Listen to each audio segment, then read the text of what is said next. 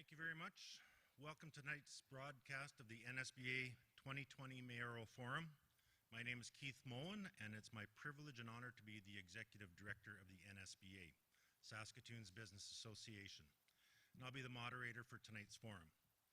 I would also like to take this time to acknowledge that we are gathered here on Treaty 6 territory and the homeland of the Métis. At this time, I would like to thank and introduce each of our mayoralty candidates, and I'll start directly facing me with Mr. Mark Zilke.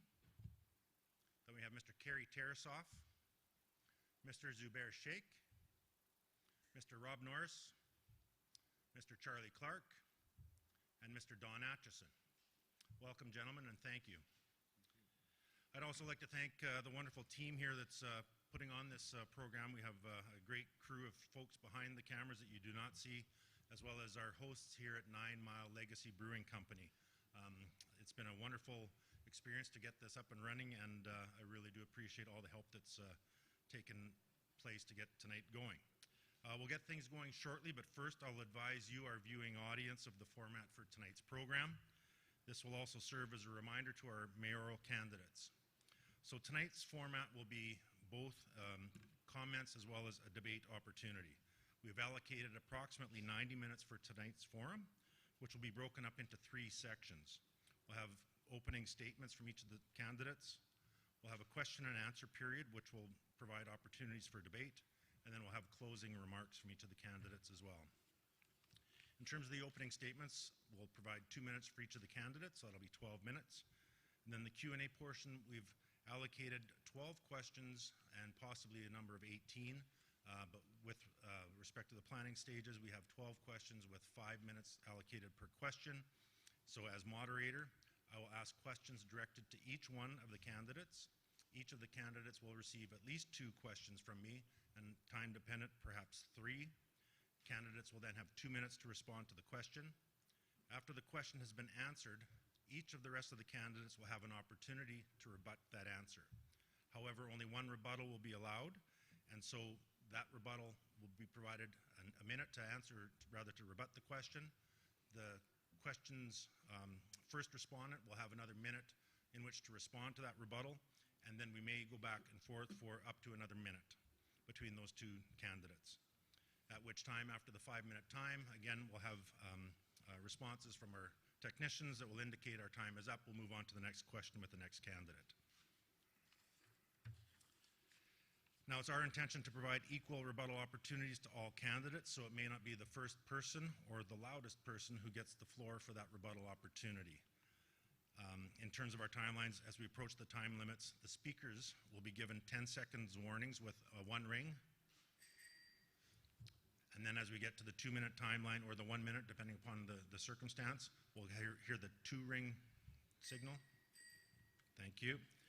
And if we go much beyond that, then we're going to, and we have the opportunity because it is a live feed, and people can only hear you if your mics are on, gentlemen, and we will shut your mics off. So even though we might be hearing you here, they won't be hearing you there where it really matters. After about a 60-minute Q&A portion, we will provide closing statements for each of you, or we'll provide the opportunities for closing statements for each of you. Again, 2-minute windows, so 12 minutes more, and that should get us around a 90-minute mark time frame. The questions that we've provided for the candidates will be in the areas of 5 particular areas of interest to the business community overall, which have all been shared with our candidates already, so they have some ability to prepare. And the 5 sections are financial prudence at City Hall, crime and public safety, property taxes, business attraction and retention, and sustainable growth. Now, we've gone and provided each of our candidates with a random number, which in turn created an opportunity for us to do a random number generation to determine who and when we will have the questions answered. And so, gentlemen, just for your awareness, round 1 question order will be Mr. Rob Norris will get the first question. Mr. Zubair Sheikh will get the second question. Mr. Mark Zilke will get the third question. Mr. Charlie Clark will receive the 4th question. Mr. Don Atchison will have the 5th question, and Mr. Kerry Tarasoff will have the 6th question. Round 2, the randomly drawn order is Mr. Zubair Sheikh will get the first question. Mr. Don Atchison will get the second. Mr. Mark Zilke will get the third. Mr. Charlie Clark will get the fourth.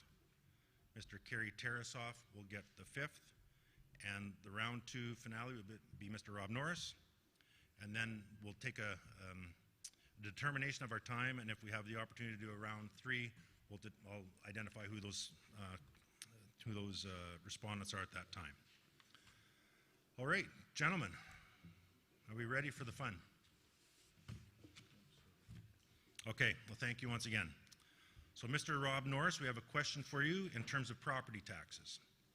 One of your proposed strategies... Excuse me, are we going to have opening statements? Oh, my apologies. My apologies. Okay, I wasn't yes. sure, so I just thought I should ask. That's a good question, Mr. Atchison. Yes, we will Thank have opening statements, and we're going to go in order of the surnames. Okay.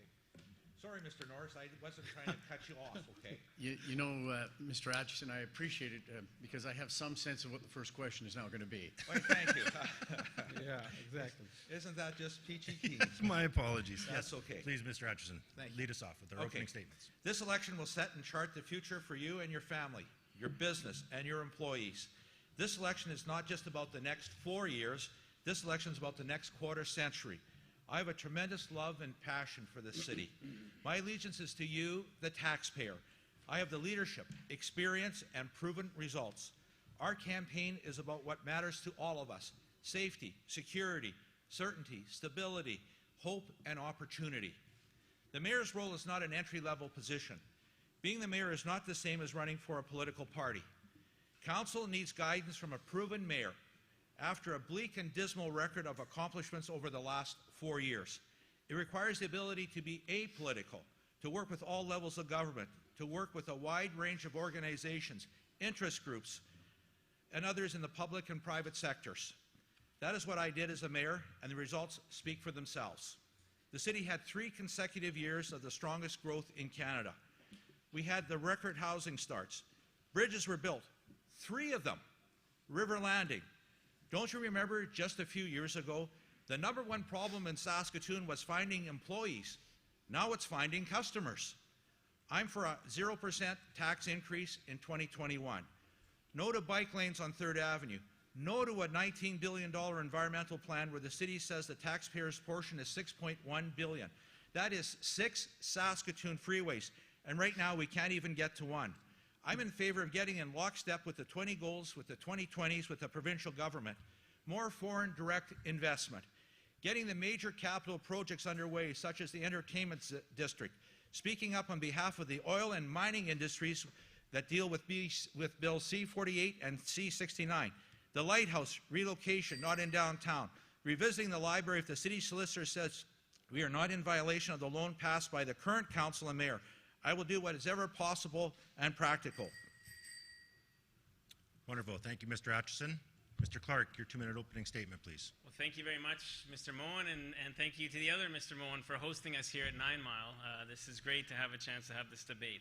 When I ran for mayor in 2016, I remember meeting with the home builders and having a conversation about their frustrations. And the message that they said is that what businesses need to succeed is certainty, collaboration, and a level playing field. Businesses were frustrated with City Hall. There was a sense that they weren't being listened to. People were being invited to consult on items, but they felt it was a waste of time, and that there was a sense that City Hall was disconnected from your realities. I got down to work right away to start to address these things. We formed the Mayor's Roundtable on infill development and completely overhauled the development process. We streamlined our procurement process, built around best value procurement, working on the model with the NSBA. We established a regional growth plan, which we have recently passed to create a framework for growth and development in the region to 500,000. Working with you at the NSBA, the Chambers, SRETA, and many other partners, we created Saskatoon's first ever economic growth strategy. And we've set a target to have the fastest turnaround times in the country for commercial building permits. Saskatoon has absolutely driven job growth in the province in the last 4 years. We have created 11,900 net new jobs since 2016, between 2016 and 19. in Saskatoon compared to 0 net new jobs in the rest of the province. This is the place to work and to grow companies in our province, all the while making record investments in infrastructure, maintaining the second most competitive business taxes in Canada, and we, in 2020 and 2021, have brought in the lowest tax increases in a decade. And then with the pandemic, we have created one of the safest places to live in the world by working together, by collaborating, and by showing the community that we have a strong future together. I'm running for mayor again because I have begun this work, but the work is not done, and we have every reason to have hope in the future by staying on the same steady path. Thank you, Mr. Clark. Mr. Norris, your 2-minute opening statement, please. Keith, thanks very much, and I'd like to just start by reiterating our presence here on Treaty 6 territory in the traditional homelands of the Métis, and a special thanks to the team at 9 Mile for having us tonight. Saskatoon, Saskatchewan, Canada. Canada's city, Canada's home. But what's happened over the course of the last number of years? Record murders from last year we've heard about, and sadly, we're on pace for the same kind of number. Record arson. There's a sense that Saskatoon, well, maybe we're just a little off track. And that's why I began listening to people months ago. And they began asking me about a more affordable Saskatoon, a more prosperous Saskatoon, a safer Saskatoon, and frankly, a more welcoming Saskatoon. So what does that look like? It's one thing to talk about processes. It's another to say 3.7 and 3.9% property tax increases. People are locked into this failed experiment on taxes. I think it's reasonable to say it's 1% property tax increases, predictable and fair to the city, and most especially to hardworking families across the city. What about safety? Why doesn't Mayor Charlie Clark actually chair the Board of Police Commissioners? That tone at the top is missing. And as a result, Saskatoon is known, well, sadly, more for the crimes that are being committed than the opportunities that there are for young people. We've got to change that. We've got to stand shoulder to shoulder with the police. And we need to make sure that they have more instruments available to help our communities, help fight crime, and help those who are most vulnerable. And when it comes to prosperity, what about the feedback that we're hearing from business and developers? It's not the best in Canada that we see, but the worst. It's time for our building permit process to actually allow this city to take off. Thank you, Mr. Norris. Mr. Sheikh, your 2-minute opening comments, please. Thank you very much, Keith, for inviting me over here. And I would like to say hello to everybody over here. As you know that I'm a professional engineer and I have a little bit of know-how about the infrastructure and other things. Our property taxes are skyrocketing in this city, and everybody is under the burden of paying those property taxes, which is, as compared to the other municipalities, are very, very high. So I promise that if I'm elected, it will be kept on a zero for the whole term, so not increased. I want this Saskatoon city to be like a greater city of Canada, other greater cities of Canada. We want to have a year-round tourism in this city by introducing some kind of theme park with the public-private sector investment. I want this city to be connected with the international borders like Europe. It should be connected with London, England, to bring the more tourists and more investment in this city so that they can come over here and explore the mineral-rich Saskatchewan and look for their opportunities to get into it.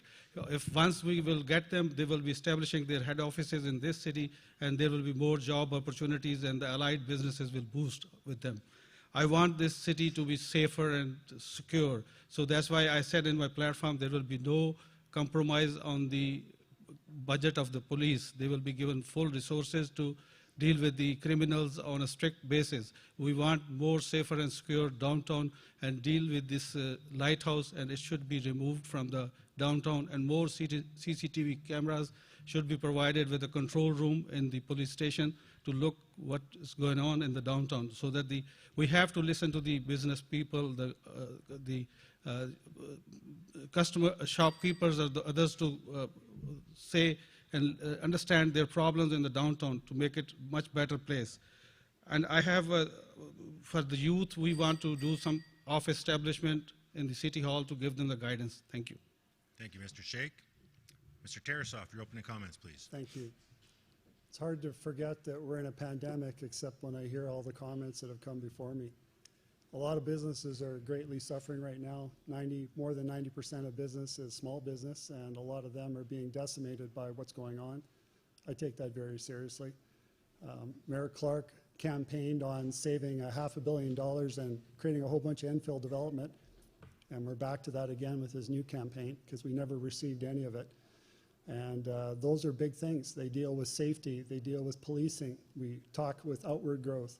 The best growth strategy that we have for Corman Park is to keep Mayor Clark as mayor, because we're turning a lot of business and building opportunities away to go to Corman Park.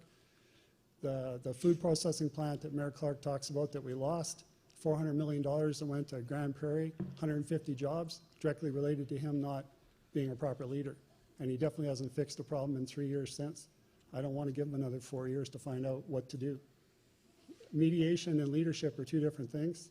We need someone to actually lead. We've got real serious issues going on. Taxes are a big deal. Of course they are. But we're paying hidden taxes. $68 million comes out of our utilities each year before you're taxed. Well, that's a big amount of money. Your water bills have gone up almost 42% in 5 years. And that's not even your big cost. Your big cost is your services for businesses and residential, and all these extra fees for stormwater, and all these extra fees that get taken off before you pay taxes. So when someone tells you that you're paying low taxes, you're not, because you need to start paying attention to what came off before then. I'm a registered planner. I'm an architectural tech. I work in building. Mr. Sheikh's an engineer in construction. We understand that there is a lot of problems at City Hall, and we need to work on that. Thank you. Thank you, Mr. Tarasoff. Mr. Zilke, your opening comments, please. So first of all, I want to wish a big warm welcome to those joining us on the live stream and to the NSBA membership and others who have logged on to the NSBA page. Tonight, you have before you some choices to make. You have the former mayor who is sentimental, who wants his old job back and thinks by his charisma alone that he's going to move the trains out of Saskatoon. Then you have the current mayor who presides and is currently presiding over some of the worst economic growth in Saskatoon. In fact, as of today, 24% corporate vacancy downtown alone. Safety, people's jobs, people's lives at risk. And then we move on to the former MLA and former cabinet minister, who, when he was given a couple ministerial posts, threw up his hands and walked away from his constituency.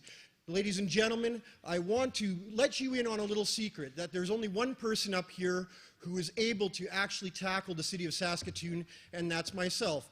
Business acumen, successful business, a plan that is focused on revitalizing downtown by parsing out the lighthouse, by moving the bus mall a couple blocks, by revitalizing core and older neighborhoods, by streamlining City Hall, reforming the budgeting process, rationalizing the budgeting process, but as well having a fair and equitable decision process making when it comes to tax assessments. For those of you in the business community who are landlords, who are owners of property, if you look at Saskatoon right now, you see people leaving, you see a lineup around the block of people trying to get out of their businesses because of the current mayor, and yet the current mayor says that he is providing the greatest plan and that Saskatoon is the best place in Canada. It will be under my leadership, and I ask humbly for your vote on November the 9th. Mark Zilke for mayor. Thank you very much.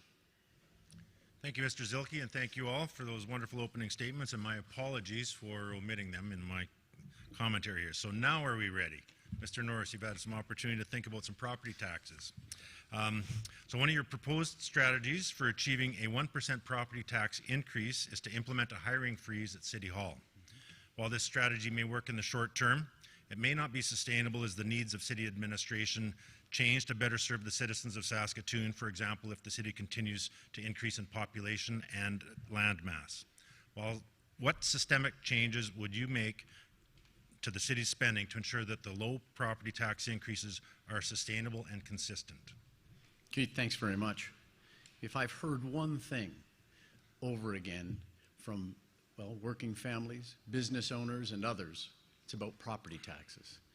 Charlie Clark's failed fiscal straitjacket of 3.7 and 3.9%, well, it's punishing working families, small and medium-sized business owners. And so what I've said, how can we be fair to the city of Saskatoon and fair to small and medium-sized business owners and working families? And that's 1%, as you've identified. What I'd add on to what you've said is I've identified 2 or 3 key sources of savings. First, the tone at the top matters. I'm the only one around tonight that's saying the mayor's salary will be reduced, if I have the privilege of being mayor, by 10%. Chief of staff salary reduced by 10%. Communications budget within the mayor's office reduced by 10%. The tone at the top matters. A little belt tightening actually matters. It sets a tone. And then I've said that hiring freeze, yes, let's make sure that it's in place. But it's going to be complemented by pressing pause on the BRT. This big boost in funding for buses. Well, since COVID, ridership's down about 80%. It fluctuates. Now's not the time for more investments in buses. Now's the time for us to make sure that busing is safe, both for our drivers and for those that are riders and other participants operating in and around the bus system. Now's the time to have a second look. That frees up significant capital. It frees up millions of dollars of money. It's more than $150 million associated with the BRT.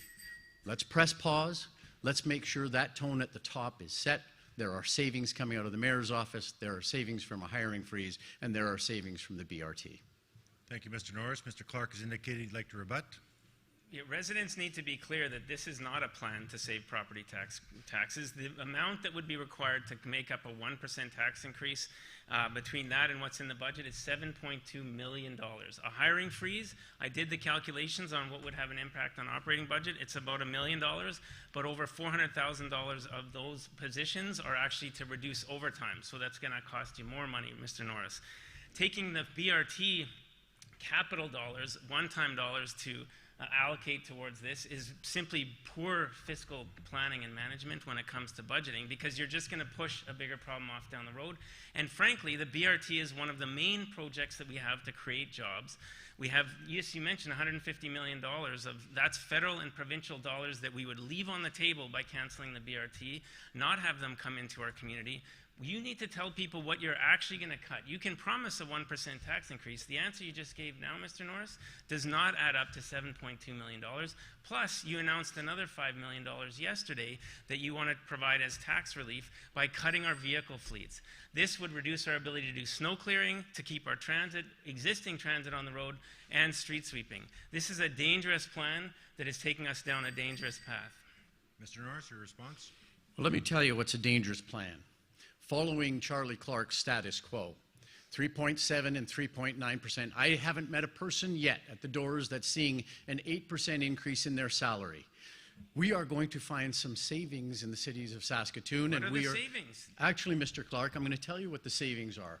We're going to not stand up for our street sweepers. We're going to actually put community, culture, arts, and sports first. We're actually going to say, let's find ways to ensure... Most community culture and sports facilities or organizations don't have property. They're not going to benefit from this tax increase you're providing, but we will... It's not a tax increase. That's your business, Mr. Clark. You increase taxes. Fine. We're looking for tax savings. Tax savings which will not apply to most of the people you're trying to help. It was only a few years ago that we could not complete our street sweeping because we didn't keep up with our maintenance and looking after it. It was only a few years ago that we could not keep up with our transit routes because previous councils had not invested in those fleets. And that is now what you're planning to do, with no clear answer to how to have long-term, solid fiscal planning for our city. Mr. Clark, sadly, you have left dollars on the table. In fact, what we see today in the Globe and Mail, 15 cities to get a share of federal money. Saskatoon isn't one of these. Dollars left on the table. That exact federal money you're talking about? Because, if we were in because that you're failing to actually be fiscally prudent. I can give a very clear answer to that. Fiscally prudent, you there's fail. $500 million You're asking taxpayers to pay more out of their pocket.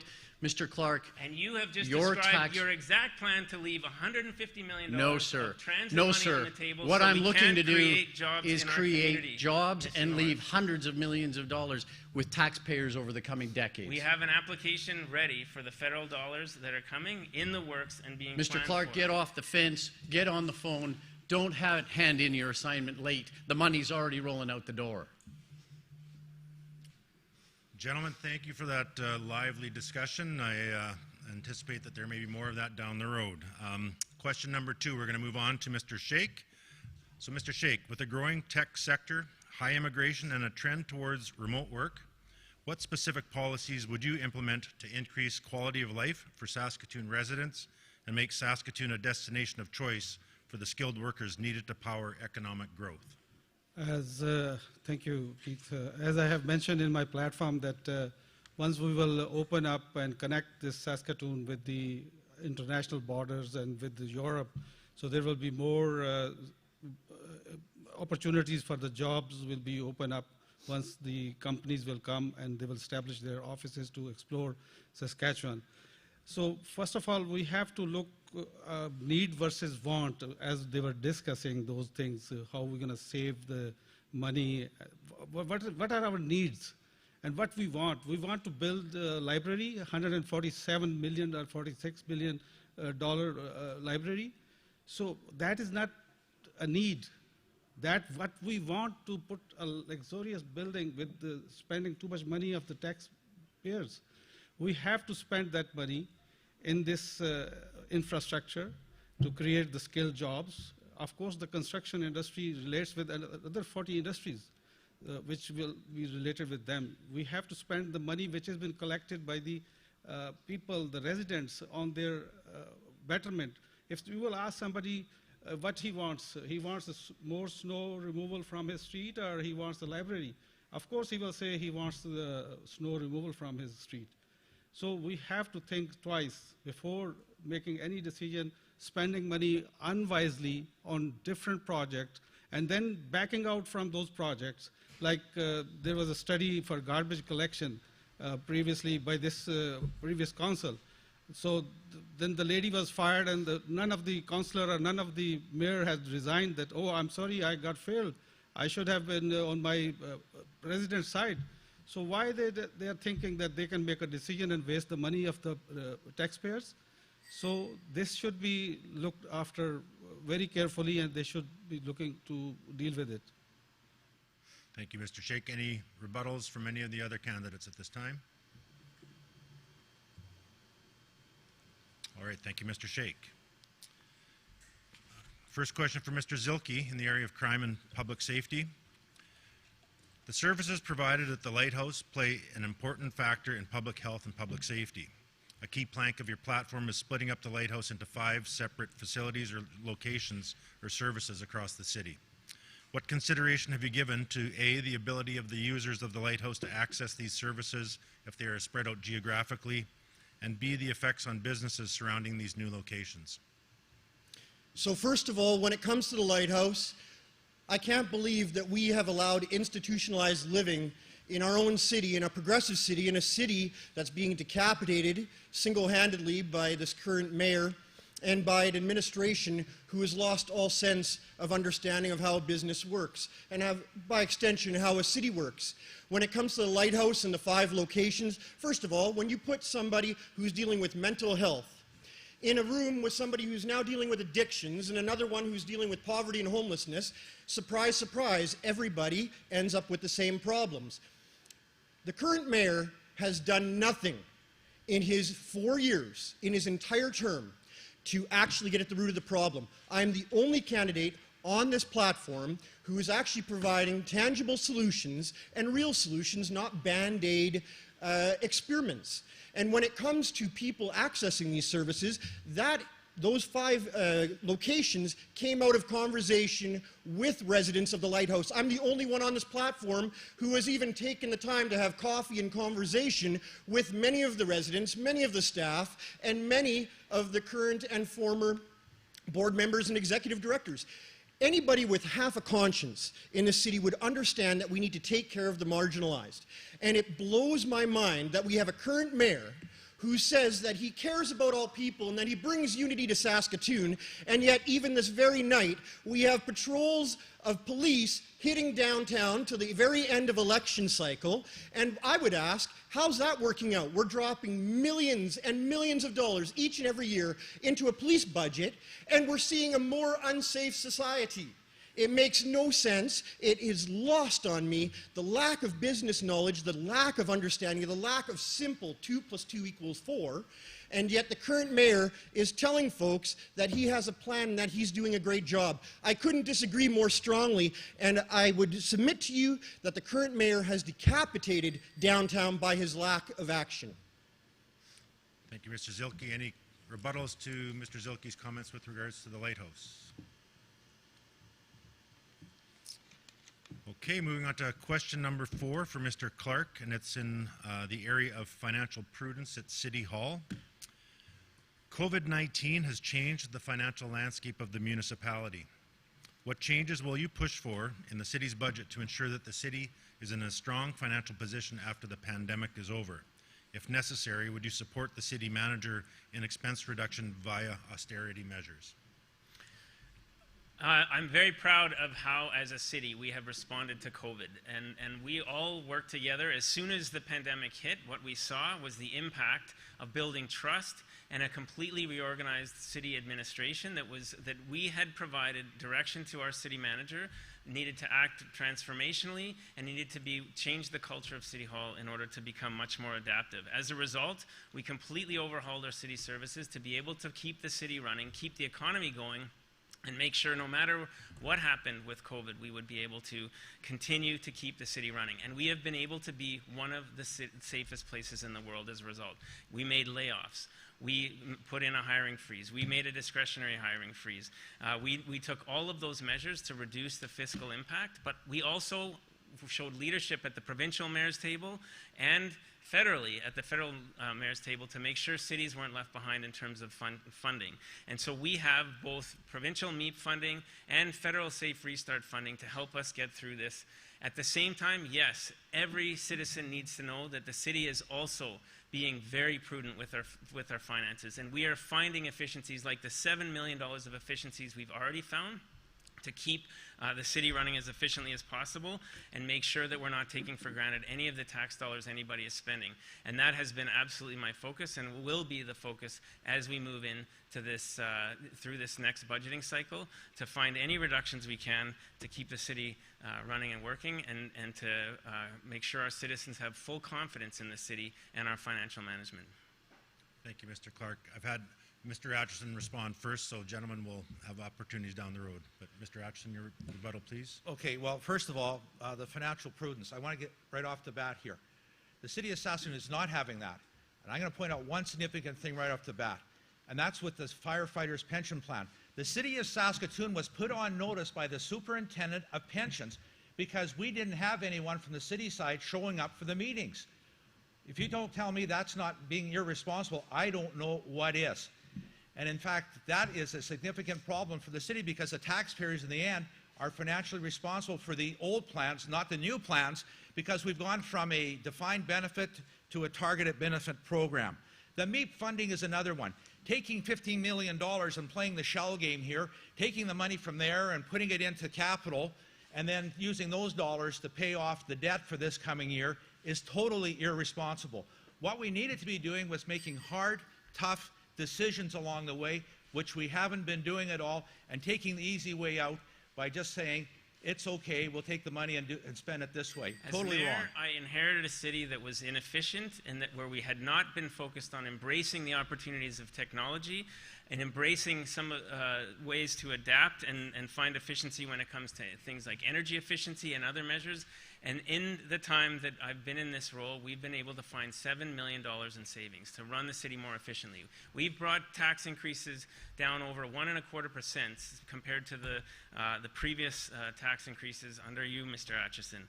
And we have made significant strides with our pension funds in finding more efficiencies, moving to targeted benefit plans when it comes to fire, and police saving taxpayers over $60 million in liability over the long term. This is how we need to move our city forward. We need to not be afraid to introduce new ideas. We need to embrace the opportunities of technology into the future and build a transformational city hall that thinks more like a business. That has been the direction we have given our city manager. And with the ERP plan in terms of embracing technology, we are going to overhaul how technology works, save $40 million over the next 5 years and $10 million every year after that. Well, if you talk about running the city like a business right now, you're doing an awfully poor job of it. You talk about efficiencies in that. We're the ones that, in fact, started the efficiency program for the city of Saskatoon many years ago, thanks to the Chamber of Commerce. That's where we all started with their insistence that we do it, and thank goodness we did it along the way. Talk about efficiencies, putting in bike lanes on 4th Avenue that you voted for and refused to take out. If it hadn't been for the NSBA being here right now and having the pictures and the photographs for it, they still would be in place today because the administration and your council was misleading the citizens of Saskatoon. And the next thing you want to do is put in bike lanes on 3rd Avenue on top of it.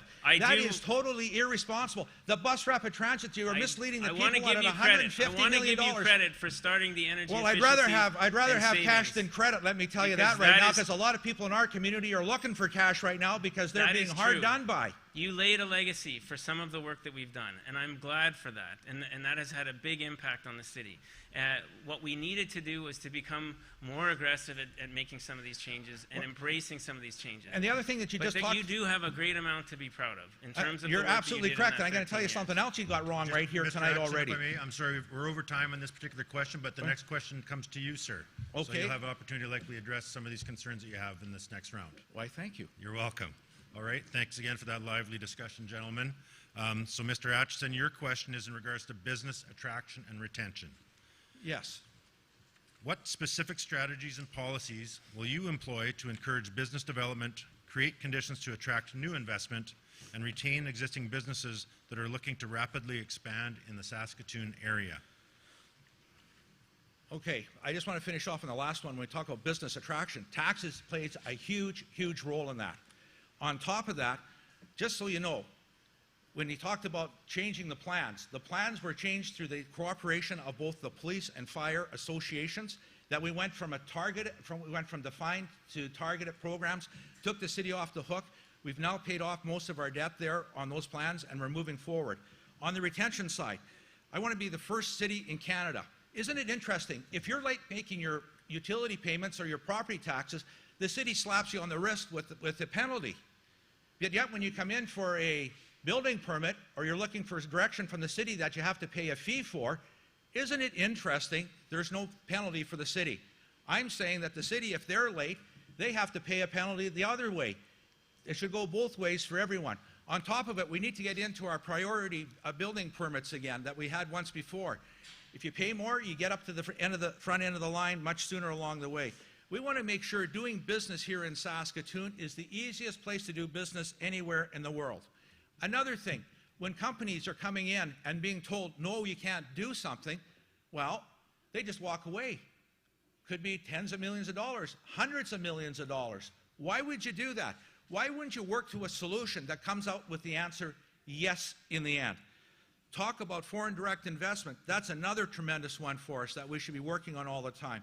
There are companies all over the world and right here in Canada that are looking for places like Saskatoon. When we had avian flu here, the people from Vancouver moved their poultry plants to Saskatoon because of that. We have people from Europe right now because of COVID that are looking at moving operations here to Saskatoon. They're looking for partners. There are people in our community that have tens of millions of dollars that they want to invest in our city right now. I think it's part of the role of the mayor to be part of that as well. The other part is we need to be looking at our irrigation systems that are coming up very shortly here in the province. $500 million. Just think of the employment-rich North Industrial area. We need to make sure that those people have the opportunity to supply the products that are required for the irrigation for us. These are things that are going on right now that make so much sense. Thank you, Mr. Atchison. Any rebuttal? Mr. Sheikh, please. I have a question from Mr. Atchison. For his last 13 years of mayoral and then as a councillor, he has 23 years in the city. Were he sleeping at that time? Where the Europe connection came and when the investment came, there was a boostable time when the potash was booming and the city was creating jobs and minting money, he never thought of putting any tourism in this city, year-round tourism. He never thought of any private-public partnership. He did not thought of any other sustainable economy. When the potash gone down, everything has gone down. So now he's claiming that he's going to bring every investment. So this is just a dream, you know. Response, Mr. Atchison? Absolutely. Well, I'm sorry you have everything 100% inaccurate once again, but that's okay. This is politics. What does the truth have to do with anything at all? First of all, Maple Leaf Foods, they came to Saskatoon. They were closing their plants down all around Canada. And we were able to, over on Fletcher Road today, we've had that plant sustain itself here. It's had expansions here. Why did it happen? It's because the city of Saskatoon, through the mayor's office and the manager's office, were able to get the building permits done in private and have them ready when they needed them. For tourism, people don't go to the Maple Leaf poultry farm. I don't know what you're talking about with that. Maple Leaf Foods, they employ a lot of people in our community. I understand. And I'm are talking certainly about happy, and I'm certainly talking happy about the that. year-round tourism. Year-round tourism, well, Yeah. that's one of the things also when we've been talking about, there are priorities that we've had with the city too. Circle Drive South Bridge, let me remind you, 100 years in the making. River Landing, 60 years, which Mayor Clark was absolutely opposed to. Is it a year-round tourism? I don't think that's what the question was. It was about retention and attraction to our community. And in fact, that's what we've been doing. And there's a lot of other things right now. It's the right now they're talking about the entertainment district, which we started back in approximately 2014, where we had SaskTel and we had TCU Place come together at City Council, get approval to get started on a major attraction in the downtown area. Why people go to Edmonton West Mall? Why they spend their money over there? Why they go to Calgary? Why they go to Vancouver? Why don't they come over here to spend their money in Saskatoon to boost up the businesses of the Saskatoon people? A lot of people do come to our communities, and just For because we what? don't have the For just 3 because we months? don't have For just fishing? because we don't have the attractions that you want doesn't mean there aren't other attractions that we have here too. People come, for example, for the Ramey Modern Art Gallery now. People come from all over to see How that much is particular the site. maintenance every year for the Remy Mart? How much is the maintenance We the city is paying? paid for that. We paid approximately about $30 million is what the city's portion was to build the Remy Modern Art Gallery. It was over $100 million to do that project. That was a great value for the citizens of Saskatoon at that time. Talk about attractions. In the summertime, I look at what we need here for our kids too, the Nutrient Park that's there now. That's Kids only on the Park. summertime. Yes, that's absolutely correct. And we also have the Children's Museum that's there now that used to be the Mendel Art Gallery at that same particular point in time too. You talk about taxes. You talked about taxes. You tell me where all the money's going to come from to do everything that you want to do. That's what It's I priorities. said. That's what I said. We have to prioritize in So between what the are your need and so wants. what are your priorities But then? we have to. We're out of time on this particular topic, but I'm sure we'll have time to get back to property taxes very soon. We have the last question of round one going to Mr. Tarasoff, and it's in the area of financial prudence at City Hall. There are many areas where the City of Saskatoon provides a service that competes with the private sector, some of which are tax supported. For example, any user fees that are collected but are not sufficient to cover the cost of the operation. Are there any services provided by the City of Saskatoon that, if you were elected as mayor, you would aim to eliminate and leave to the private sector? Thank you. Fiscal prudence at City Hall doesn't seem to match. That statement seems to be an oxymoron right now, considering we owe 1,933 feet of $50 bills. So, and the only goal is to add to that. The land branch at the City of Saskatoon, I think, is somewhat corrupt. I think there are circumstances where the land branch is developing land which compete with private investors, and also they aren't looking out for the best interests of the public, so it's a conflict of interest. And I mean in a safety sense and a life and death sense. And I have some serious issues with the way the land branch is operated, especially in the chemical buffer specifically, but I believe that the land branch should be separated further at arm's length, if not completely broke away from the city. I believe that private industry could do a better job of this, and I think that there's been too many vested interests contained within the land branch for too long, and that needs to change for the betterment of the city. You know, we used to be able to buy a lot in the city and build your own home, and all of these things have been changed over time.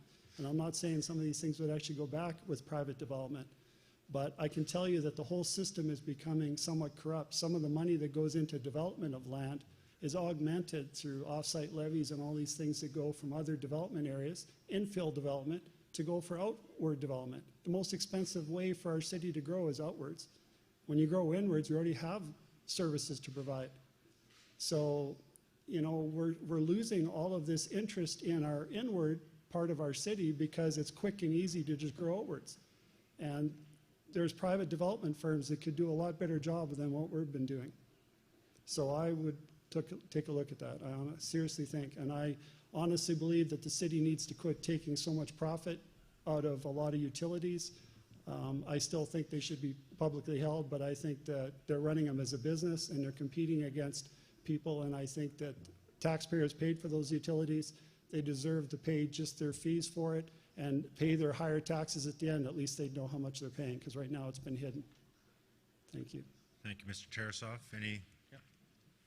Actually, Mr. Clark, I noticed him first, so we'll come back. I'm glad I'll Mr. get over it. Tarasoff brought up the land branch. It's a very important institution in our city, but it is one that I believe and agree that governance changes can happen with. And so that is why we did an independent audit of the land branch to come up with and evaluate some of the existing governance models and make sure that it was being utilized for the right purposes for the public, for the benefit of the public. What we heard, and what we've heard from the development community, and particularly the home builders, is that the land branch plays a very key role in creating jobs and allowing a whole variety of different builders to be able to go out there and create jobs and put food on the table for their families and to make sure we're running the city. It also provides a tremendous benefit for us to be able to do things like reinvest in affordable housing, in our infrastructure, and provide a significant benefit back to our citizens.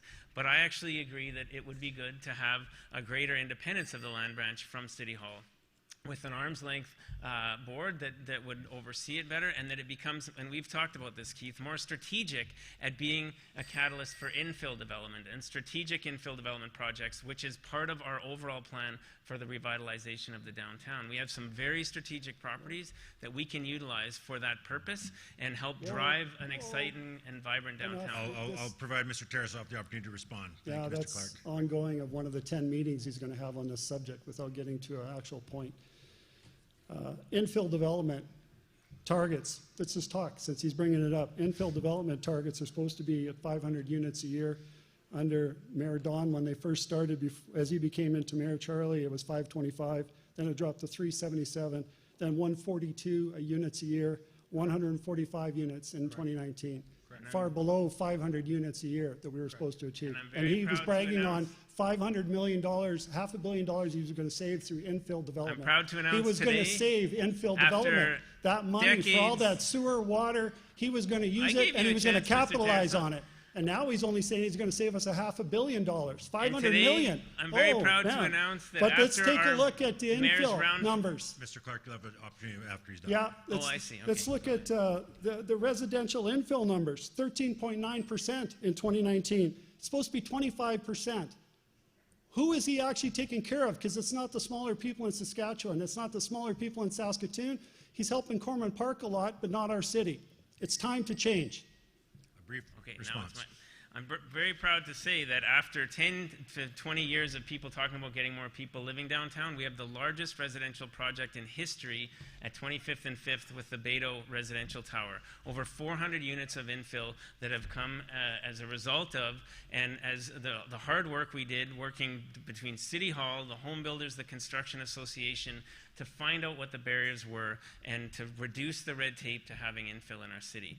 And as a result, we have over 1,000 units of infill. We've created a stronger environment to reduce the concerns and uncertainty around development. And we have a project at the top of the University Bridge for North Prairie Development. We have High Point at the top of the Broadway Bridge, as well as another Beto Tower on Broadway, and the La Scala project. We are now, if you think of 400 units of development in the center of the city, as opposed to all of the roads and sidewalks that would be required out in a new area, this is much more efficient growth, and through my leadership, we are finally getting there. Thank you, Mr. Clark. All right, gentlemen, that concludes round one. Thank you very much for your passion thus far. It's very nice to see all the interest that we have in our civic priorities. Round two, so we have Mr. Shake, first of all, as a reminder, and our first question is in regards to property taxes. The City of Saskatoon estimated in the last budget cycle that 1.86% of the projected 3.54% 2021 budget increase was necessary to maintain existing services, capital spending, and infrastructure maintenance.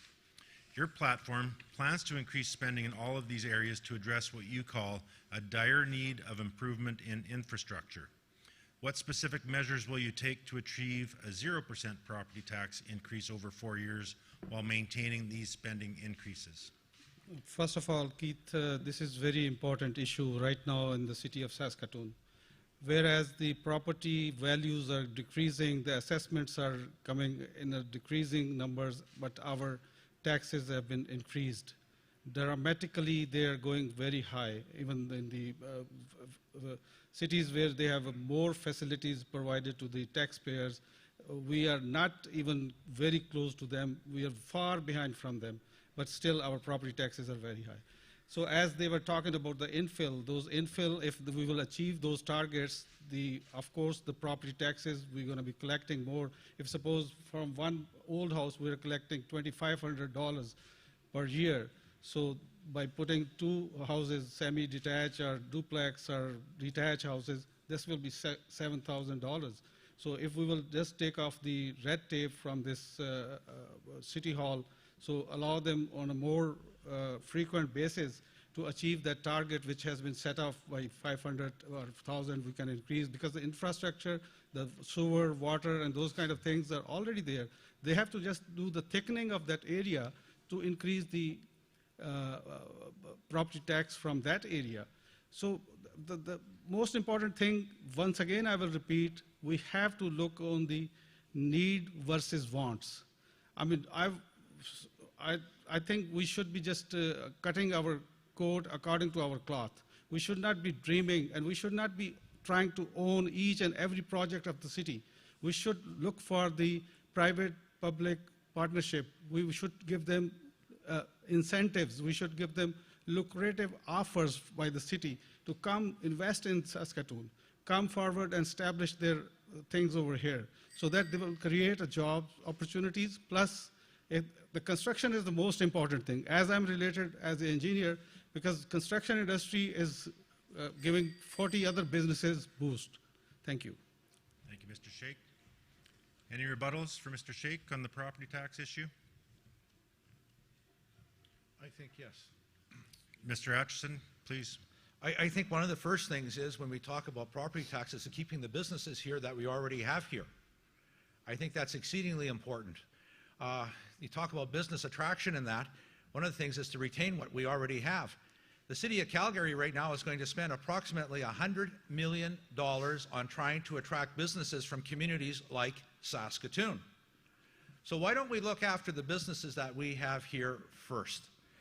The next thing is when we talk about property taxes, we need to talk about the bus rapid transit system. And everyone talks about how wonderful it's going to be, and we hear about this number, $150 million.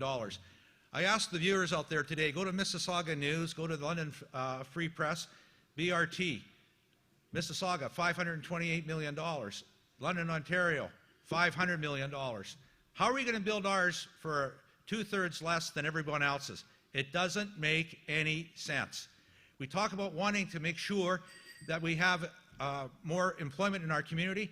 Let's get dealing with the downtown area, with the business entertainment, with the entertainment district. Let's be doing things like that that's going to create jobs in the long run, sustainable jobs for the city without having to pay taxes on them. Thank you, Mr. Atchison. Mr. Shake, would you? Yeah, that's the thing, but I'm saying if we will have more construction in the city, of course we have to do what in the downtown area. If we are doing just in the downtown area, then our downtown is already very congested. You know, there's a lot of narrow roads and those kind of things, so that it's going to be more congested. And if you're thinking to demolish $400 or $600 million buildings and put another $900 million arena over there, that's not going to be the time to do it. First of all, we have to make the city stand on his feet, and we have to generate revenue and make that it has some kind of worth to do those projects. Well, I can tell you right now, if you think congestion is in downtown Saskatoon, you're sadly mistaken. I was just down there this afternoon, and it was like a ghost town. I was talking at businesses today, asking them how business is and everything else. And everyone tries to put on a really proud face, be brave about what's going on at this time. It's not that way at all. We've got a lot of problems in the downtown area right now. We've got safety, we've got security. We need to desperately deal with the lighthouse. Exactly. It needs a new home. On top of it, we need to be looking at the entertainment district. When we started that, that was what it's all about. When you talk about investing money, that's where our dollars should be going right now. They shouldn't be going into bike lanes on 3rd Avenue that they're going to vote on in either January, February, or March this coming year. Of course, Those I'm are not in things that we favor shouldn't of be that doing. also. Those are a waste of time, and the $19 billion environmental program that's going to cost the taxpayers $6.1 billion. What that is, that's 6 Saskatoon freeways. Let's put it in that context. 6 Saskatoon freeways, and we can't even get one built yet in Saskatoon. Final response to you, Mr. Sheikh. No, I absolutely in favor of construction, but in downtown, if you, that's entertainment units, something what you have in your mind, what kind of entertainment units you want to have over there? Well, downtown, what we need to have is we need, first of all, to look at building a multiplex facility. We need to be looking at building 1 million square feet of convention space, not all at once, but over a period of time. But before we get to that point, it's quite interesting. I used to think that council should make all the decisions along the way. But when I heard about bus rapid transit and the environmental program that's going on right now, I think the citizens of Saskatoon deserve the right to express their opinion on whether or not they want to invest their money in those projects down the way. And if they're great projects, we'll do that in the end. It's very similar to the library right now. This council loused the whole thing up because I could use a lot stronger language than that right now. Nobody is in favor of library, you know. Well, maybe not a $135 million library. Exactly. All right, gentlemen, thank you very much for that, once again, lively discussion. Mr. Atchison, we're going to turn to you next. Well, thank you. For question number 2, actually question number 8 in total. We're on the area of property taxes yet again. Again, wonderful. And this is going to reflect somewhat on your past record, Mr. Atchison. In previous election campaigns, you had promised low property tax increases, and these promises necessitated implementing a special roadways levy to cover shortfalls in maintenance funding. How would you ensure that your current promise to have 0% tax increases would not result in a similar situation? Okay, well, first of all, let's deal with the last part of your question first, okay? And the part of that question was with the roadways and that. We put that into place, so every single one of those dollars that the taxpayers were paying went back into refurbishing the roads, making them what they should be today. And what's happened with the price of oil going down and everything else going down in price, how come there aren't more roadways being improved at the same time? Why are some of those dollars being moved off into other areas at this particular point in time? It doesn't make any sense to me, and we need to make sure that every dollar that we tell the people that it's committed to, that's where it stays. On the police side of things, just so you're aware there, we had a horrific situation. I can remember when I took over as mayor, we were way up here, #1 crime rate in all of Canada. And I said, you know, if we can ever get to #2, will we ever be doing good? Just to get to #2. And the numbers continued to come down. But we had a police service that was underfunded at that particular point in time. We had a police service that was totally demoralized. They wouldn't even wear their uniforms to work. They didn't want to say that they were police officers. And we were able to turn the corner on crime at that particular point in time. If you think about it, how many murders have we had in the city in the last 21 months? I think it's 28 murders. What about the crime rate, violent crime rate? How much has that gone up in the last little while? I can tell you, you need to spend dollars on policing. And the former police chief, Dave Scott, told us one time, you can either pay for policing today or you can pay a lot more later on. And he was bang right on. And those are things that we need to be looking at all the time. When you talk about the tax increases we had, we were going through tremendous growth in our community, prosperity. What did we have the last 4 years? A community that's been struggling along the way here is what it has, yet taxes continue to rise at an unsustainable rate. The values of homes have gone down for a lot of people, and they want to know, how did my home go down in value and my taxes went up? In my case, the homes went up almost double in value for a lot of people, but taxes did not reflect that by any stretch of the imagination. Thank you, Mr. Atchison. Mr. Norris has indicated a rebuttal. Mr. Atchison, one of the challenges we have is when we look at your record, promises that were made and some of the results that we've seen and that we live with. Under your leadership, we saw the city's debt go up 400%. we know that this has only encouraged Mayor Clark and some of his colleagues to continue to spend unsustainably. What I'd like to ask, sir, if you had any chance to do that over again, would you have stopped spending, and why didn't you? Well, I really thank you for that particular point that you're asking right now. And the reason being is, first of all, we have every dollar that we invested in this community has a payback. It's not like when you were in government where you could spend money like crazy, like a drunken sailor, had no accountability for it at all. Thank goodness for Premier Wall at the particular point in time where he said he wanted to make sure we got things under control again. Thank goodness for that at that particular point in time.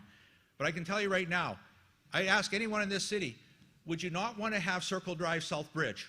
Would you not want to have the traffic bridge, the Mistawassa Bridge? Would you not want to have the rejuvenated Holiday Park football facility out there? When you think about what the citizens of Saskatoon have invested in that of their own money outside of the city of Saskatoon's investments, I think it's great. Why wouldn't you want to have the #1 soccer facility in all of Canada right here? The #1 aquatic center in North America is right here, combined with the schools. These are all wonderful projects that happen. Nutrien is another one that thank goodness for Nutrien under Bill Doyle at that time, that paid for all of that along with Campotex and CP. Anyway, those are all great projects, and I stand beside each and one of them, and I'm sorry that you don't like them. Mr. Norris? Actually, sir, what I don't like are the consequences of it. As you promised zero and came up, at least in 1 year, all the way up over 7% property tax, and now today, the citizens of Saskatoon are strapped with more than $350 million in debt. The question was, if you had a mulligan, if you had a do-over, would you have stopped spending? And the answer you just said was no, you would double down. Absolutely. Because what I you're was talking part of about, I was part of a government that in its first term paid down 40% of the provincial debt. That's what we did. It was prudence. Yeah. That's how you actually make sure that opportunities for future generations are actually held to account in your current decision making. And thank you very much, Premier Stelmach, for helping you get to that particular point, and the citizens I don't think it had anything to do with Premier Stelmach. It had to do with Premier Brad Wall, and you know that, and you know that, sir. You may point your finger all you wish to, and that's quite well that you do that. But we asked about what projects would we not do, and in fact, our debt load has been going down. It was all prepaid, all looked at, reducing it all the way through for the citizens of Saskatoon. And I'm sorry you don't like any of those projects at all. I'm terribly disappointed that you don't like them, because I think the citizens of Saskatoon truly enjoy them. And I can tell you the other thing, ask all the new neighborhoods in the city of Saskatoon what they think about the new schools that they have in our community. Ask them about Circle Drive with the widening of the lanes there, the overpass on College Drive, over on McKercher Drive. Ask the citizens of Saskatoon if they like that, if they like the safety in their community. And you talk about policing when we had that high increase.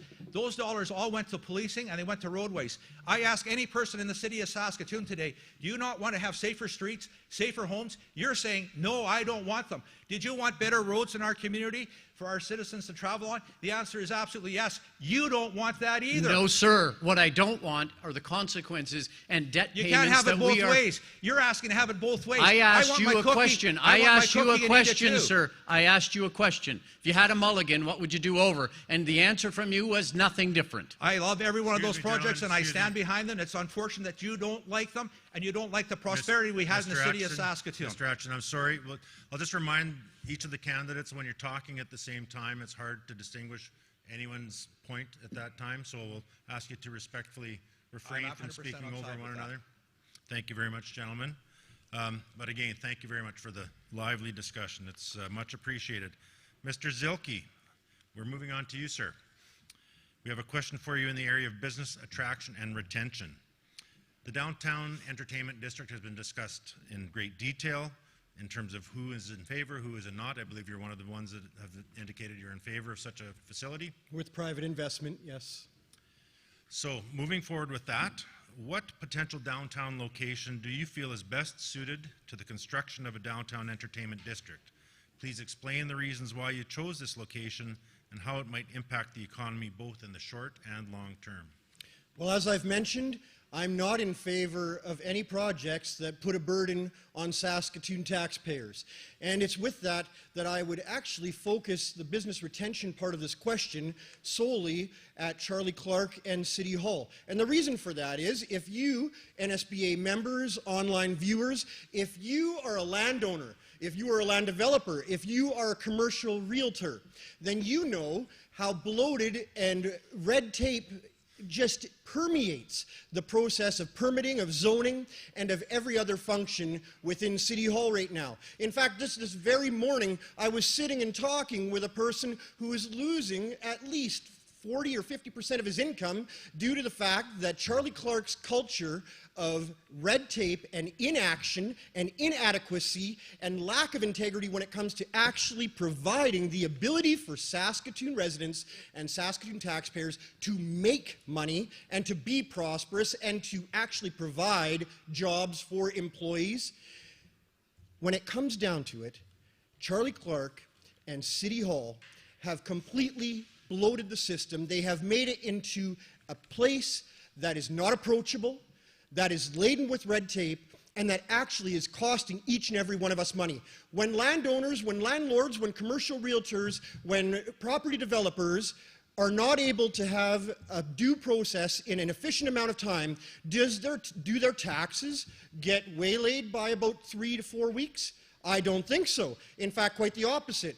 Charlie's culture of inadequacy comes knocking on the door and says, pay us up, baby. And this is why it blows my mind listening to career politicians, of which I'm not. It blows my mind that career politicians can say that they are providing business and opportunity to the citizens of Saskatoon, to you folks, when in fact they're doing quite the opposite. We need a change. Mr. Clark, a rebuttal. The role of the mayor is absolutely to provide leadership and listen to what the concerns of the business community are, to all parts of the community are, and to come up with and develop solutions. You've been absent for 4 years. Are we going to do a back and forth, or are we going to... Actually, we'll give Mr. Clark the floor, and then we'll have an opportunity for response. So, as I said at the beginning, when I got in to become mayor, I heard that people were frustrated. People were frustrated that consultations weren't serious. People were frustrated that the development process was uncertain. There had been a lot of talk about trying to get more people living downtown, but no action. And so we took action. We convened the Mayor's Roundtable on infill and completely overhauled the development process to take out the uncertainty, to speed up the permitting process, and to work in a more collaborative way to find out where the barriers were. And as a result, we have close to 1,000 new units of development in the downtown. We heard about the frustrations with the commercial building permitting process. And as a result, we made a commitment, as we already have the fastest turnaround time for residential development, to have the fastest commercial development process. And we have made significant improvements, technological changes, and capacity improvements to make sure that we can do that work. If by improvement you mean a 24% commercial vacancy rate, A1. I think, sir, that you are absolutely abysmal when it comes to any sense of business in our community. You are single-handedly, and with your leadership, the culture at City Hall is single-handedly turning the city into a place where people are looking to leave. We talk about building up downtown. The mayor and council, and by extension administration, did not let Arbutus Properties come in and actually build. And even, in fact, better than that, there was an opportunity for a store serving food to the vulnerable people, to people who are white collar, blue collar, no collar at all. And yet who stood in it? The current mayor. That is not community, that is not building hope, that's not fostering hope, dignity, and respect. In fact, I would submit that it is the opposite. It shows no leadership, it shows a lack of integrity, and it shows that, sir, you are a career politician who can't even justify the left from the right. What I mean by improvement is that we have absolutely outpaced the province when it comes to job growth. 11,900 jobs created between 2016 and 19. Net new jobs in Saskatoon, while in the rest of Saskatchewan, 0. We were facing considerable economic headwinds. We knew that. There was many challenges in place, but Saskatoon was driving job growth. The world was paying attention to Saskatoon. The New York Times was talking about Saskatoon. And we have been attracting tech companies with record numbers of venture capital coming into Saskatoon, over $100 million just in the last year alone. Massive growth in those areas, as well as in manufacturing and in a wide range of sectors, because we have a diversified economy. So this is how we need to be strategic. We need to create the conditions for success here, take away the red tape, maintain a competitive business environment, and create opportunity for everyone, including many of the thousands of people who've moved here from all over the world who are looking for opportunity to invest here. And we need to make sure this is an economy that no one is left behind. The fact of the matter is you've created no certainty. When you want to come and do profitable business in Saskatoon, how do you get retained? How do you stay here when you don't even know that what your business license fee is going to be? Simply predicated upon the fact that you may be profitable. If I was an NSBA member, if I was a viewer online with a business, I would take any sort of grievance where the current mayor and the current administration have locked your business into red tape. I would take it personally up to Charlie's door, lay it down, and have him account for that. There are consequences for killing business in Saskatoon. Sir, you obviously have not walked down 2nd Avenue in the last 4 years. That's under your leadership, may I remind you, and yet it is for Lease Alley. There are people, new Canadians, there are hardworking Saskatchewanians, there are people who have come from all over the world to do business here, and yet now they are lining up to get out and nobody's coming in, and that's due to your lack of leadership. All right, thank you, gentlemen. Mr. Clark, we have a question forthcoming for you now. It's in the area of sustainable growth. A large part of the city's growth strategy is centered on the bus rapid transit BRT system and the corridor planning around it.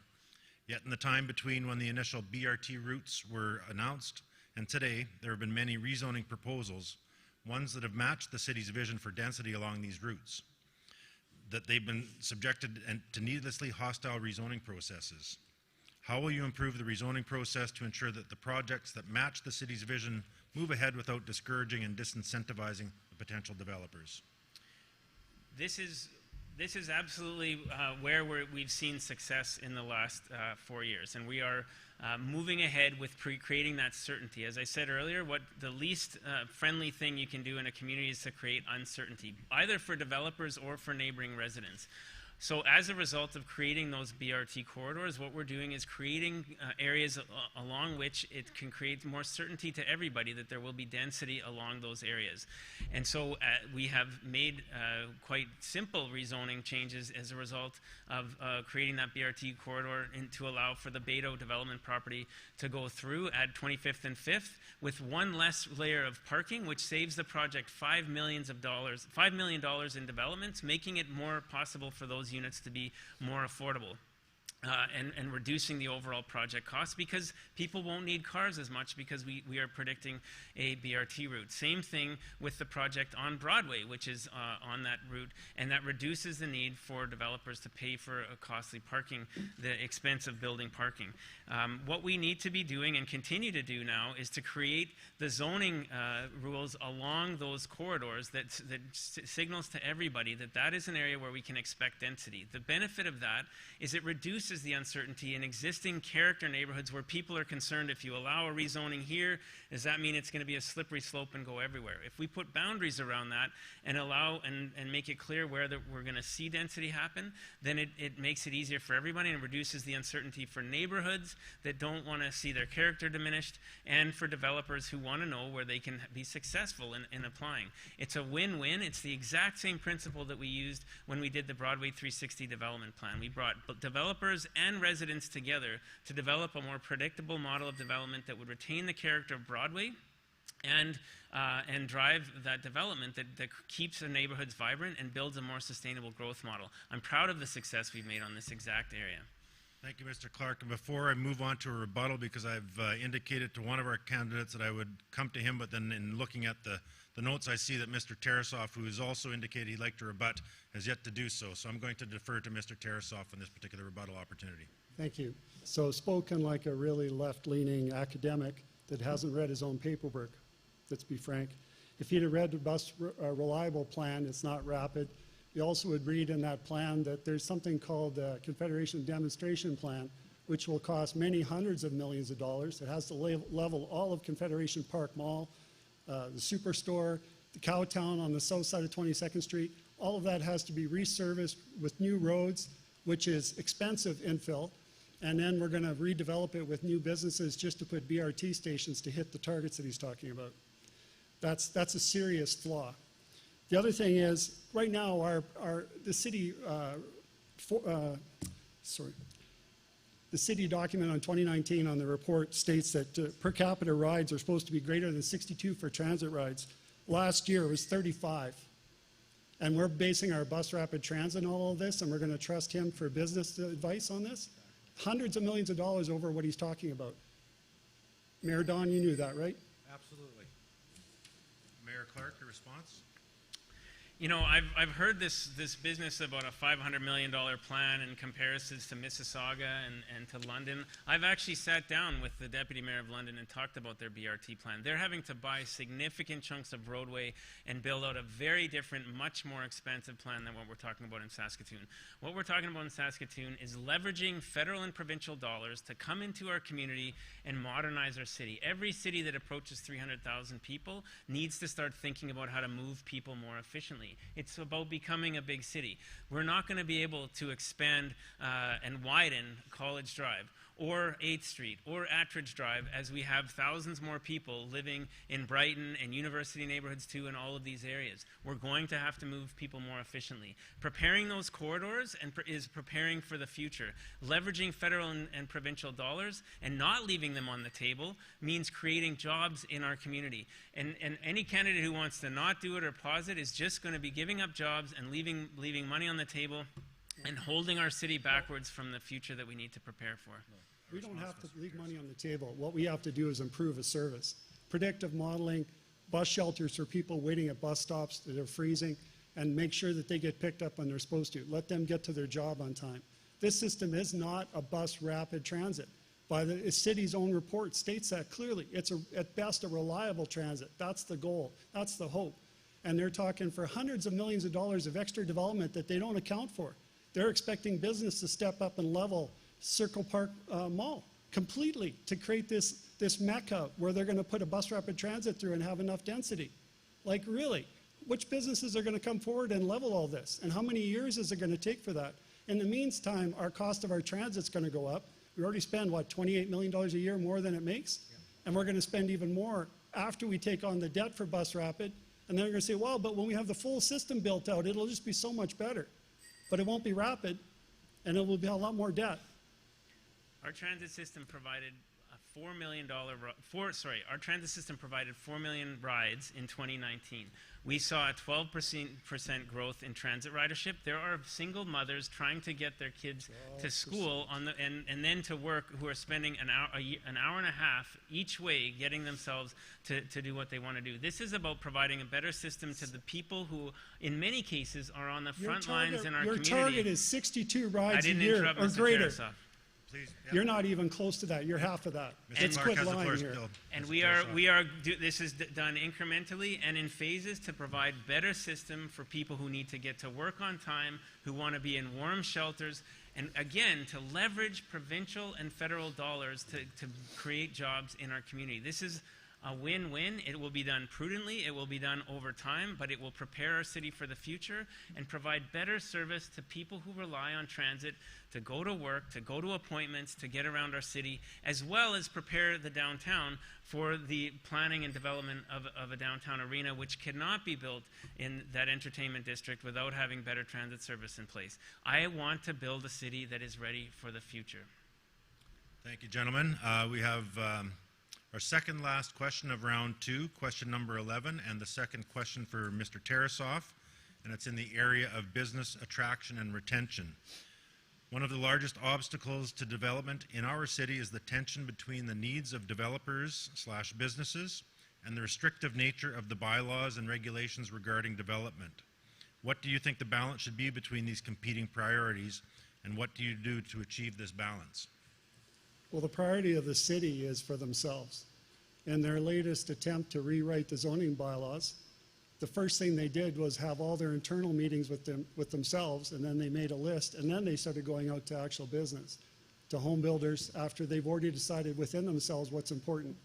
And that is exactly the opposite of what they should have done.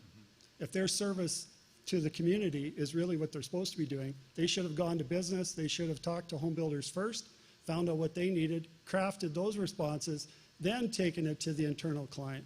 But it's always the internal client. We are the city. We write the zoning bylaw, and it's ours to interpret. I have that in writing from the city. And so it doesn't matter what they write. If they want to interpret it a different way on any given day by any different person, they do it. When they create regulations like the stormwater, they created this thing. They didn't even understand that the calculations they posted weren't correct until there was a big fight with everybody.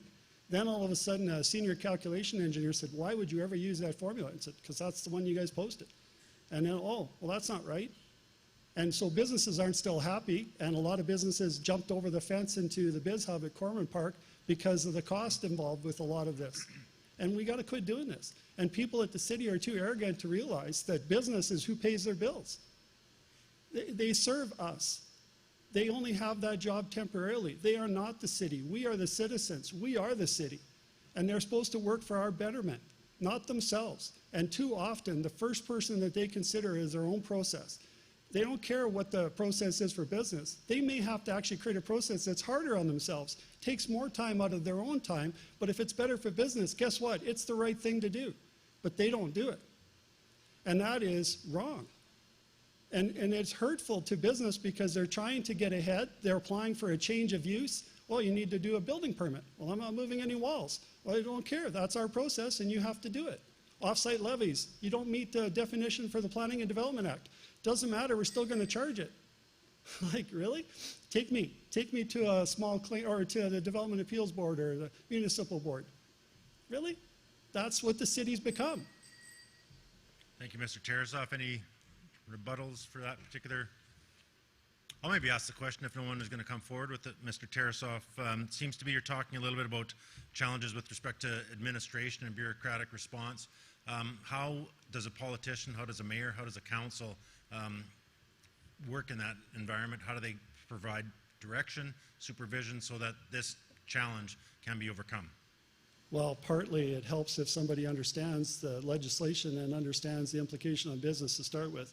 Having academic meetings when you really don't understand the implication to business doesn't do you any good. And when somebody presents to city council and they present in front of you and you ask them a question and they give you a 3-minute answer or 2-minute answer that doesn't really give you an answer, and you just, okay, and you go on and have a vote or do something further with it, like, what world is that real? You're supposed to back up and you're supposed to defend the people that you voted for you, not just yourself. So the people at home and the people in small business are expecting you to get that answer because it's important for them. Their livelihoods depend on it. And I can tell you damn well if somebody's in front of me and they don't give me an answer, I'm not going to let them walk away. I'm going to say, excuse me, thank you for that long-winded whatever, but we asked you a specific question. Council is ready to vote on something and we won't do it until you give it to us. Enough. Too many things have been passed over just because it's convenient. This is a decision time, not mediation. Thank you, sir. All right, we're going to move forward on to our question for the second question for Mr. Norris in the area of crime and public safety. Theft and property damage is an issue that all businesses in the city face, not just those in the downtown. And the expensive security systems that businesses install are often insufficient for preventing crime. How will you address theft and property damage outside of the downtown in areas such as the North Industrial Area?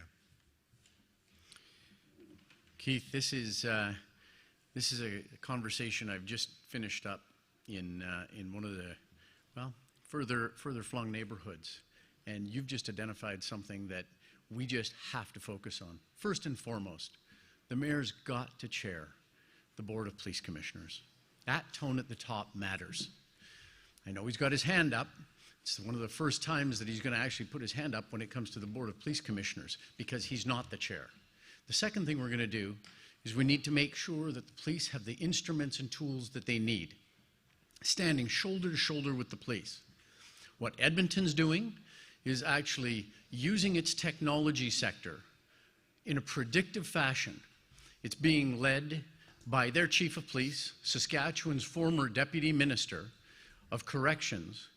And what he's doing is working with the tech sector, actually creating technology jobs using predictive models to help stop crimes, especially those relating to work sites, construction sites, and industrial zones, actually cutting them off before they begin.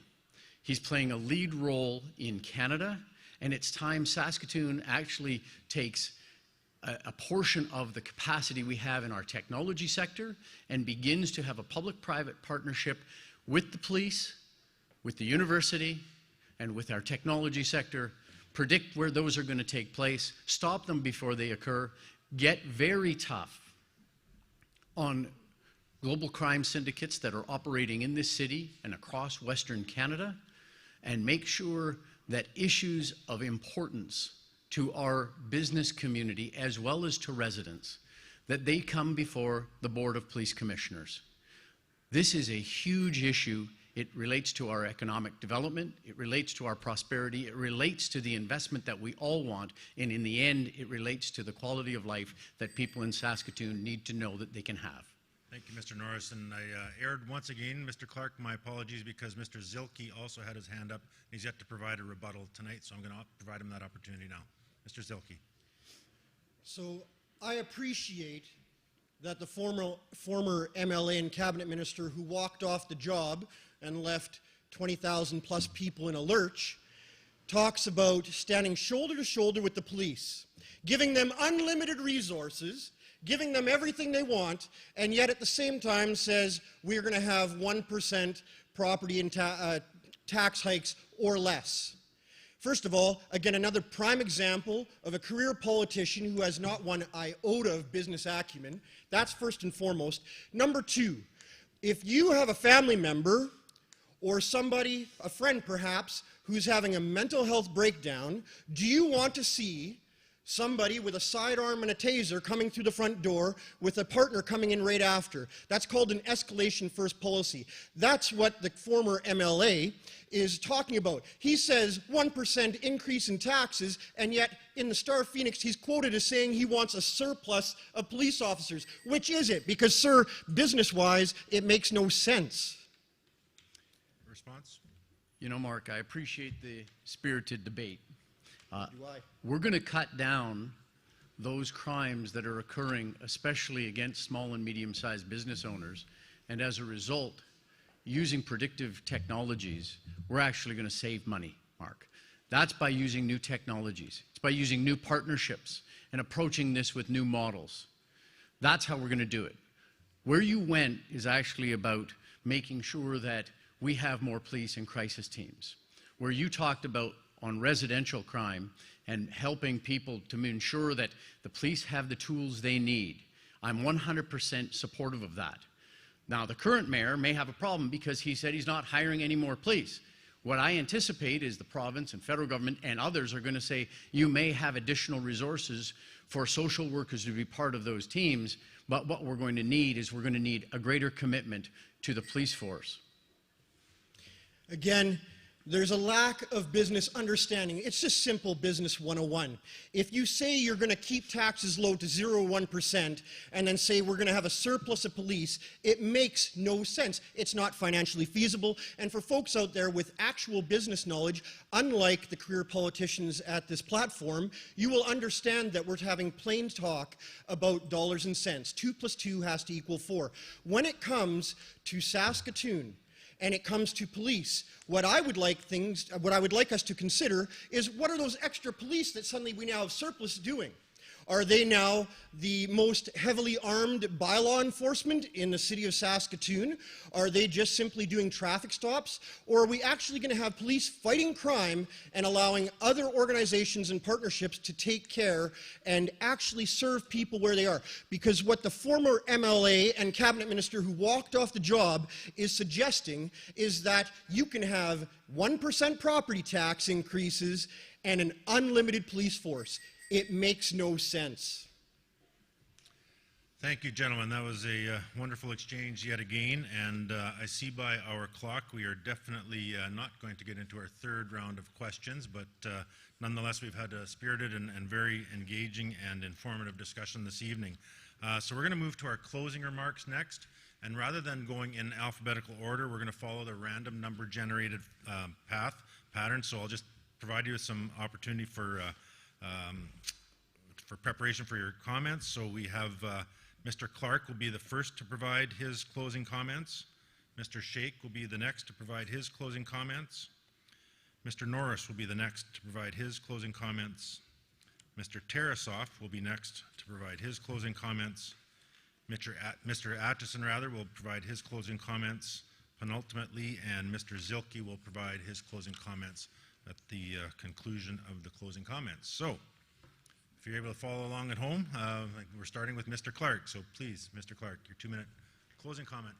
I've laid out my platform on safety. I've laid out my platform on jobs. I've laid out my platform on quality of life. I'm the only candidate that's laying out an actual strategy to do this. Mr. Norris has just described his plan on safety. He wants to repoliticize the police commission by putting the mayor in the chair, which will not make the community safer. He wants to start a predictive analytics lab, which we already have at the University of Saskatchewan. It exists. The partnership is there. The tech sector is involved. There's nothing new in that strategy whatsoever. And I don't think he's paying attention to what's really going on when it comes to it. Same thing with jobs. The only strategy I've heard is to kill the library, which is 1,000 construction jobs, pause the BRT, which is leaving federal and provincial money on the table, and to provide himself with a title as the Chief Growth Officer, which will not create one job in our community. I ask citizens to look at what I've laid out because I know what it's going to take to govern and lead this city into these challenging times. We have an incredible city. We have been working together extremely well over the last 4 years to build partnerships, to build trust, to build the economic growth strategy, which we launched just before the pandemic hit, and to overhaul our development processes and do all those things. We've been one of the safest cities in the world through this pandemic, and we do have the work underway to address some of the very challenging safety issues that are affecting our downtown and the community as a whole.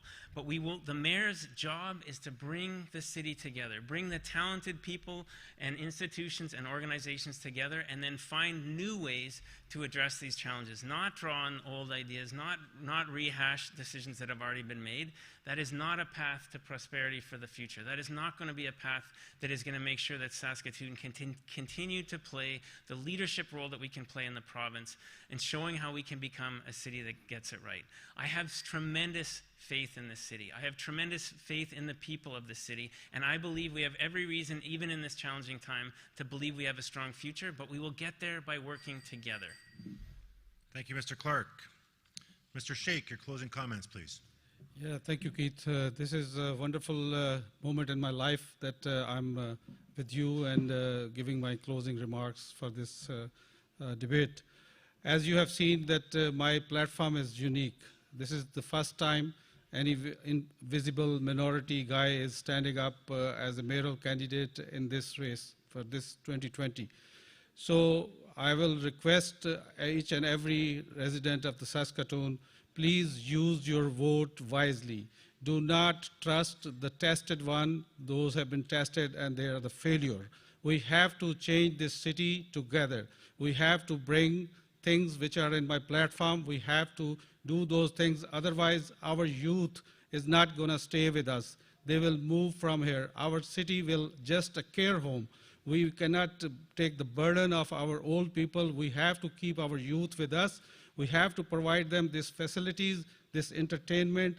As long as they are doing the education, they need those entertainments. We have to build the theme park. We have to do next year some other project with the public-private sector involvement. City should not be thinking of owning everything. City cannot do that. City should be just focusing on those things which they have to pay back to the residents when they pay their property taxes. They have to give them a good infrastructure, good water supplies on a reasonable rates. They should not be increasing the utility bills. We have to connect this city with London, England, Europe to bring more tourism and give more convenience to the people to travel across the world. Because we are in the middle of Canada and nobody knows about us. A lot of investors, they come and they drop down in Toronto, Vancouver, Calgary, Edmonton. They even don't find us. They have to find us. And we have to support the police. We have to give them the full resources, but there should be check and balances. Then mayor has to chair those. Thank you very much. Thank you, Mr. Sheikh. It's a long platform. Mr. Norris, your closing comments, please. Keith, thanks very much. When 5 individuals with a variety of backgrounds and experiences challenge an incumbent, it means that change is in the air. It means that there's a level of dissatisfaction, that there are questions about the current path. Mayor Charlie Clark suggests we're just a little bit closer to his utopia. Saskatoon has lost its way. Under Charlie Clark, we're treading water. Taxes are going up. Property taxes, 3.7 and 3.9%. We've got to do better for working families and small and medium-sized business owners, including your members in the NSBA, Keith. We need a more affordable Saskatoon. We had record murders last year, and sadly, we're again on pace. We've had record arson. I was just over back in Saskatoon, Greystone, my former riding, talking with a family who, well, the gentleman had bear spray in his face. This is not a safe community. This is not a safe city. Mr. Clark has missed that. He's missed opportunities to attract more investment, create more jobs. His permitting process is not known as the best. The building permitting process is known as, well, frankly, one of the slowest and least predictable. In Saskatoon, well, we need to put that luster back into it to make sure it's a more welcoming city. As far as leading Saskatoon and Saskatchewan into the future, we need a change that is focused on a safer city, a more affordable city, a more prosperous city, a more welcoming city. That's the vision. We're going to get there by helping to reduce property taxes to a 1% increase. We are going to move forward. It's obvious change is in the air, and by working together, we're actually going to allow Saskatoon to meet its full potential and see the families of this community thrive. Thank you, Mr. Norris. Mr. Tarasoff, over to you for your final comments. Thank you, Mr. Mullen. When Charlie Clark announced he was going to be mayor or running for mayor, I was in the Besborough that day. I was among a group of optimistic people hearing a grand vision. I believed in Mayor Don, but I felt that we were taking on too much debt and that we were starting to get a little lost. But he was a heck of a spokesperson for our city and set a high standard. So I thought I'd give my chance to Charlie because he believed in infill development and he was going to save us $500 million. And now he's saying the same thing again. He's running again. Same platform. He talks about the BRT. He doesn't understand the hundreds of millions of dollars of extra cost. He literally doesn't understand it. And it's there. I'm sitting by engineers, ex-mayors. I'm telling you, we all know it's here, and it's scary that he doesn't get it. His ridership numbers for the current bus system are half of what they should be, and that they go ahead now for this enhanced system. And he's talking that this is an important thing because mothers have to get to their jobs. But meanwhile, he's going to give free parking on the weekends for cars, but he's not talking about free transit rides to those mothers that need to go for their jobs. Like, where is his head? He's talking about affluent infill, everything outside of, inside the, say, Riversdale, Pleasant Hill, Caswell Hill. Those aren't his focus areas for infill, and that's where our biggest social issues are coming from. No one gets left behind, except if they're not in the library, they're not getting left behind, because all the money is going to go there, and at the bottom of that list is community support. You know, we can do a lot better. A lot of us need to have better visions. We need to have females represented up here. There's 6 of us up here, and over half of the population isn't even spoke for here. What is going on? My name is Kerry Tarasoff. My website is kerrytarasoff.ca. If you want to learn about me, I've put up more documents than anybody on this list because I'm going to stand behind what I've written. And that's all I can tell you to do, is that I'll do my best for you. Thank you. Thank you, Mr. Tarasoff. Over to you, Mr. Atchison, for your last comments, final comments, please. Thanks, Keith. Who has the most experience as mayor? Impartiality, working with all levels of government, the many diverse organizations, the cultural groups in Saskatoon, and all types of industries. I have the leadership, experience, and proven results. The mayor's role is not an entry-level position. Being the mayor is not the same as running a political party. Who has delivered the greatest results in Saskatoon? Working with others, projects such as River Landing, 3 new bridges, the Shaw Centre, the new soccer facility, and many other initiatives. Council needs guidance with a proven mayor after a bleak and dismal record of accomplishments over the last 4 years. Charlie, what projects have you done other than bike lanes, fire pits, and the library? Didn't you turn down a $1 billion new subdivision for housing? I want Saskatoon to return to the days when Saskatoon saw the creation of 50,000 new jobs. Major companies were moving here, new neighborhoods and schools were being developed, and Saskatoon was becoming known as the place to be. We had a swagger in our step. We had a smile on our face a mile wide. Don't you remember just a few years ago, the #1 problem was finding more employees. Now it's finding customers. I'm for a 0% increase in 2021. No bikes lanes on 3rd Avenue. No to the $19 billion environmental program where the city's taxpayers are on the hook for $6.1 billion. The lighthouse relocation, not in downtown Saskatoon. We can do better than that.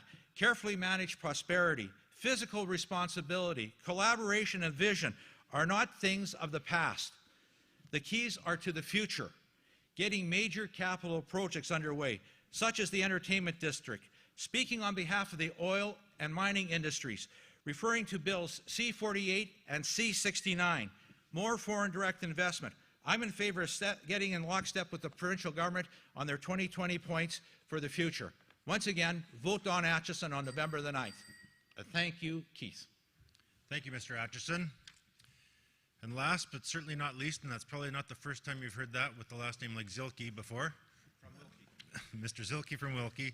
Mr. Zilke will ask you to make your closing comments, please.